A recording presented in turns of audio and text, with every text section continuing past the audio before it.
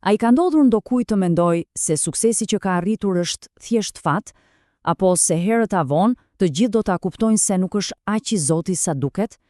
E pra, kjo ndjenja ka një emër, sindroma e mashtruesit, dhe është çuditërisht e zakonshme, sidomos te njerëzit me arritje të larta. Sot do të zbulojmë se çfarë fshihet pas kësaj frike dhe pse prek kaq shumë prej nesh. Pra, çfarë është në thelb? Është pikërisht kjo. Një frikë e thellë pothuajse paralizuese se do të dalësh sheshit, se do të ekspozohesh si një mashtrues. Është ajo ndjesia e brendshme që je një mashtrues intelektual, edhe kur çdo provë e jashtme, çdo diplom, çdo projekt I suksesshëm bërtet të kundërtën. Mirë, le të japim një emër më formal. Interesante është se ekspertët nuk I quajnë sindrom, por fenomen. Pse? Sepse nuk është një sëmundje apo çrregullim mendor që mund ta diagnostikosh. Është thjesht një model sjellje, një përvojë. E gjitha filloi në vitin 1978, kur u vë re për herë të parë te gratë shumë të suksesshme. Thelbi është ky. Njerëzit që e përjetojnë këtë, sa do të suksesshëm të jenë, thjesht nuk arrin ta besojnë. Ata nuk e përvetsojnë suksesin. Për ta, gjithçka është ose fat, ose si ja kanë hedhur dikujt. Tani, një pyetje e rëndësishme. A është kjo e njëjta gjë me vetvlerësimin e ulët? Shumë njerëz I ngatrojnë, por jo, ka një dallim kyç. Mendoje kështu. Dikush me vetvlerësim të ulët mund të mos I hyj fare një sfide, sepse mendon unë s'jam jaft. Ndërsa personi me fenomenin e mashtruesit hyj në sfidë, ka sukses, por pastaj mendon, wow, ja hodha edhe kësaj here, nuk e meritoja. Pra, njëri shmang suksesin, tjetri arrin, por nuk e beson. Pra, si duket kjo ndjenje në jetën e përditshme?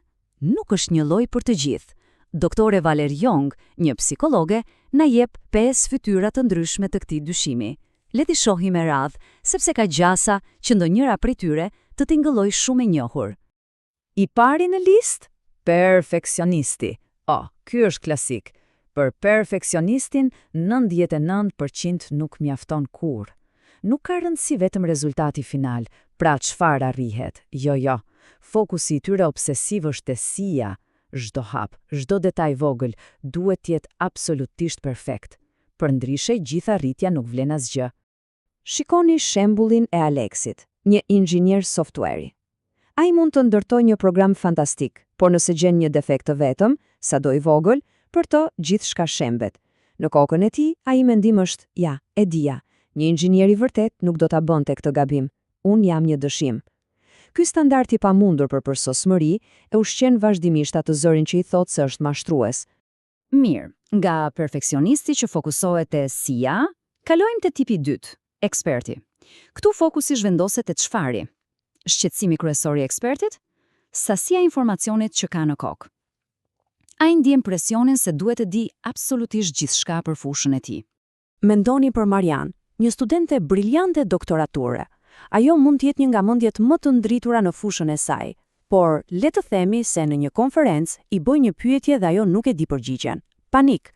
Për të, kjo është prova e gjallë se është një mashtruese. Si ka mundësi që unë nuk e di këtë? Një ekspert I vërtet do ta dinte. Edhe kështu, frika se do të zbulohet bëhet sërish e pranishme. Tipi I tretë, solisti. Siç e thotë edhe emri, ky person beson se çdo gjë me vlerë duhet bërë vetëm. Të kërkosh ndihmë për solistin, kjo nuk është shenjë bashkëpunimi, është shenjë dobësie. Ja ku kemi Markun, një menaxher projekti. Ai mund të jetë duke u mbytur me punë, por nuk do të kërkonte kurrë ndihmë. Pse? Sepse në mendjen e tij, të kërkosh ndihmë është njësoj si të thuash, unë nuk jam I aftë ta bëj këtë vetë. Motoja e tij është, nëse nuk e ke bërë 100% vetë, nuk llogaritet si arritje e jotja. Kompetenca për të është vetëmjaftueshmëri totale. Kalojmë te numri 4, dhe ky është interesant, gjeniu I lindur. Për këtë tip, kompetenca duhet të jetë diçka e natyrshme, pothuajse pa mundim. Ata besojnë se nëse je vërtet I zoti në diçka, duhet ta bësh lehtësisht dhe shpejt që herën e parë. Nëse duhet të sforcohesh, atëherë qartësisht nuk e ke atë gjenialitetin e lindur. Një shembull I shkëlqyer është Chloe, shkrimtarja. Kur përballet me atë që quhet bllokimi I shkrimtarit, ajo nuk e sheh si një pjesë normale të procesit krijues. Ajo ndjen turp. Pse? Sepse mendon, po të isha shkrimtare vërtet, fjalët do të rridhnin vet. Fakti që po e kam kaq të vështirë tregon se un jam një mashtruese. Dhe I fundit, por jo më pak I rëndësishmi. Superheroi. Ky person ndjen nevojën për të qenë perfekt në çdo rol të jetës së tij. Duhet jetë punonjësi më i mirë, prindi më i mirë, partneri më i mirë, shoku më i mirë, të gjitha në të njëjtën kohë dhe pa asnjë gabim. Shikoni Emilin, një sipërmarrëse që punon 16 orë në ditë. Ajo po shkon drejt raskapitjes totale, por vazhdon ta shtyjë veten. Zëri në kokën e saj i thot, po t'ishe vërtet e zonja, do t'i përballoje të gjitha këto pa problem. Dhe çdo herë që ndjet e lodhur apo nuk arrin të bëjë diçka, kjo thjesht ja përforcon ndjesinë se është një dështim, një mashtruese. Okej, tani kemi parë 5 fytyrat, por pyetja logjike është, pse vazhdon kjo ndjenjë, edhe pas suksesit? Përgjigjja është se kjo ndjenjë ushqehet nga një cikël vicioz, një kurth nga i cili është e vështirë të dalësh. Le ta shpjegojmë këtë cikël. Por para se të futemi te cikli, vetëm një moment për këtë shifër. 62%. Një meta-analizë e madhe zbuloi se deri në 62% e njerëzve e kanë përjetuar këtë ndjenjë në një moment të jetës së tyre. Pra, nëse diçka nga këto që tham deri tani ti ngëlloni njohur, nuk jeni vetëm. As pak, është një përvojë thellësisht njerëzore. Mirë, ja si funksionon ky cikël i mallkuar, sipas studiueseve Clance dhe Imes. Gjithçka fillon me një detyrë të re, një projekt, një prezantim, çfarë do qoftë. Menjëherë shfaqet ankthi dhe frika e dështimit. Pastaj vjen reagimi, i cili ka dy forma, ose përgatitje e teskajshme, pra punohet pafund, ose zvarritje totale, lihet gjithçka për minutën e fundit. Dhe ja ku vjen pjesa interesante. Suksesi arrihet. Për një moment të shkurtër ka një ndjenjë lehtësimi, por a e përvetëson personi këtë sukses? Jo. Në vend të kësaj, ai e justifikon. Nëse është përgatitur shumë, thot, e arrita sepse punova si u të shmendur, jo sepse jam i Zoti.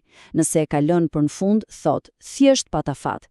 Dhe kështu, ndjenja e të qenit mashtrues mbetet e paprekur, gati për të nisur sërish me detyrën tjetër. Por pse ndodh kjo? Nga i ka rënjët? Shkaqet janë të ndryshme.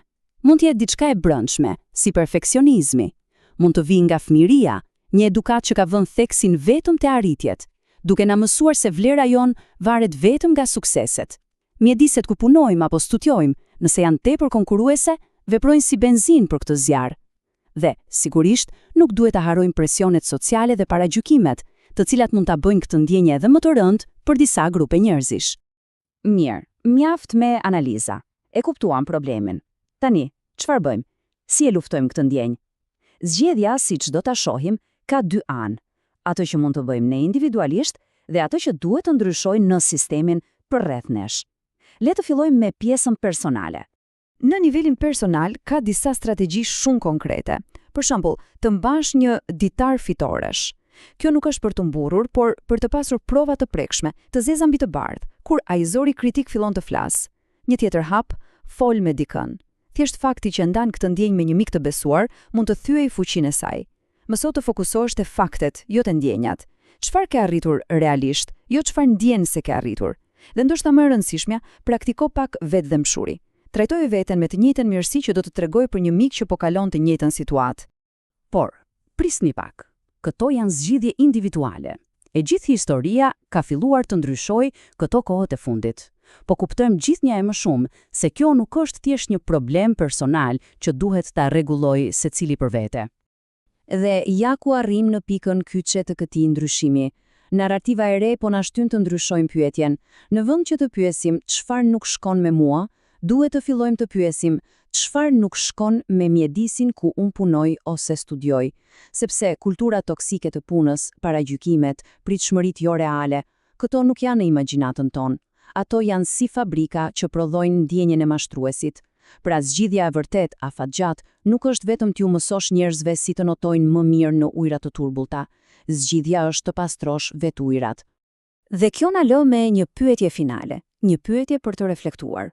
A është betejë kundër fenomenit të mashtruesit thjesht një luftë personale, një udhtim i brendshëm për secilin prej nesh, apo ndoshta është edhe një thirrje për veprim? Një thirrje për të ndërtuar shkolla, universitete dhe vende pune më të shëndetshme, më mbështetëse. Vende ku suksesi dhe kompetenca mund të lulëzojnë, të njihen dhe të përvetësohen. Pa pasur gjithmonë atë frikën e tmerrshme se dikush do të trokas të shpatull dhe do të thotë të zbuluam.